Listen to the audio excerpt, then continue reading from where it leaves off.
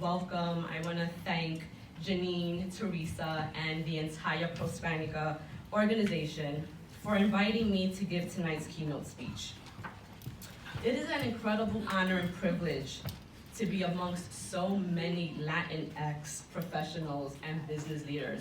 You guys look amazing. Give yourselves a round of applause. And tonight we are celebrating the top Latino leaders under 40. I mean, how amazing is that? This week, Teresa and I were talking, and we were saying, I think next year they're gonna have to eliminate the age limit because there are amazing Latino leaders over 40 as well. But really what I want to say is that these individuals who are being honored here tonight are blazing trails, and they're breaking ceilings, and they're opening doors for future generations to follow. And I'm sure that none of their paths were easy, right? Because the road to success is never easy. To be successful in anything requires commitment, consistency, sacrifice, and the belief that it will all be worth it in the end. I started my career in healthcare over 20 years ago, working for the largest public hospital system in the country.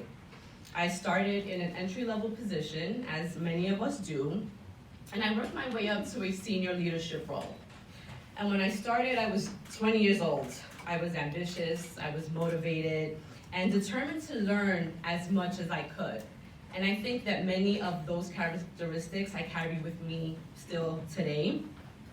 And although I started in an entry-level role, I knew I didn't want to stay there. I signed up for every professional development course that HR had to offer. When industry-specific workshops and seminars came along, I would convince my manager to send me, even though half the time when I was in those rooms, I had no idea what I was doing or what was being discussed.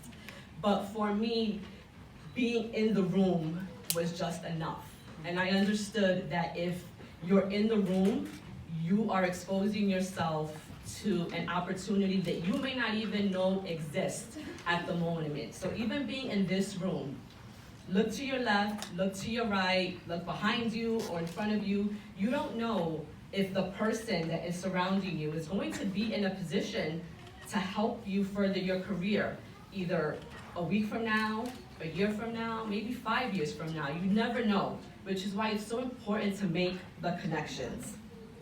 But in addition to being in these rooms, I also invested in my own professional development.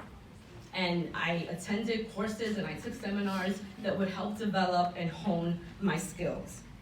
And I learned rather quickly that if you want to climb the corporate ladder, just doing your job isn't enough. You have to do more than what is expected. See, the true leaders, the ones who use those entry-level positions as stepping stones to the next level, are the ones who are coming in later. They're the ones who are coming in earlier and the ones who are staying later. It's the ones who take on additional projects in addition to what's in their job description.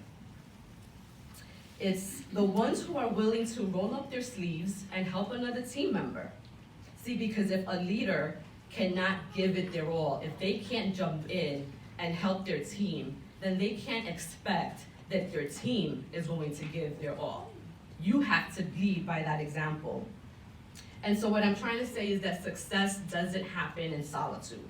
Success is the result of a group of people coming together to make sure the mission, whatever it is accomplished. No one who has ever achieved anything great in life has achieved it alone. We have all been the beneficiaries of someone's help, kind words, belief in us, or even prayers.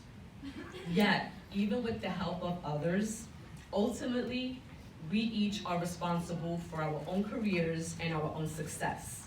And how far you go is a direct result of the amount of work and effort you're willing to put in. As Latinos, we're used to working hard, right? Working hard is nothing new to us. And where being Latino could have once been a hindrance to climbing that corporate ladder, Janine just mentioned it, organizations are now realizing the value that we bring both as business partners and consumers, right? It's always about the money, and where you spend your money is where they're gonna go. So just remember that there's power in that. And so we have to capitalize on that realization and utilize what makes us different. Our passion, our zeal, our enthusiasm, our culture, all of it. And we have to leverage our Latinidad to catapult us into those C-suite positions and other leadership positions. But how do we do that? After we've acquired the degrees, gained the experience, made the connections, how do we set ourselves apart so that we become the industry experts and the ones leading the organization? How do we make ourselves the candidate of choice when the next promotion comes up or when we're seeking other job opportunities? Well, we do that by starting to think of ourselves as brands. And as foreign as that concept may seem when we're thinking about ourselves, it really isn't that foreign. By a show of hands, how many of you are Team iPhone? Okay. How many are Team Android? How many are neither? So now, if I asked each of you why you chose one phone brand over another, it is very likely each of you will give a different response. But the point being that we choose one product over another because it offers something special. And the same is true about today's professionals. Whether we realize it or not, from the moment we begin working for an organization, we are building our professional brand and establishing our reputation. Everything we do, don't do, say, post on social media, says something about who we are. For example, are you a hard worker? Or are you lazy? Are you a team player? Or are you just focused on your own piece of the operation? Are you a problem solver? Or do you make excuses? I'm sure that each of us in our own jobs know people that fall into either one of those categories, right? And they become known by those things. So each of these questions get answered by what you do every day. And what you do every day is how others will begin to perceive you. See, branding yourself means developing a unique professional identity and coherent message that sets you apart from others, either in your company or in your industry. What specific skills and field-related expertise do you have that others may not? Make yourself the go-to person in your company. Share your knowledge. Connect and engage with others, both online and in real life. Build genuine relationships. Use your natural gifts and talents to inspire and help others. Be yourself.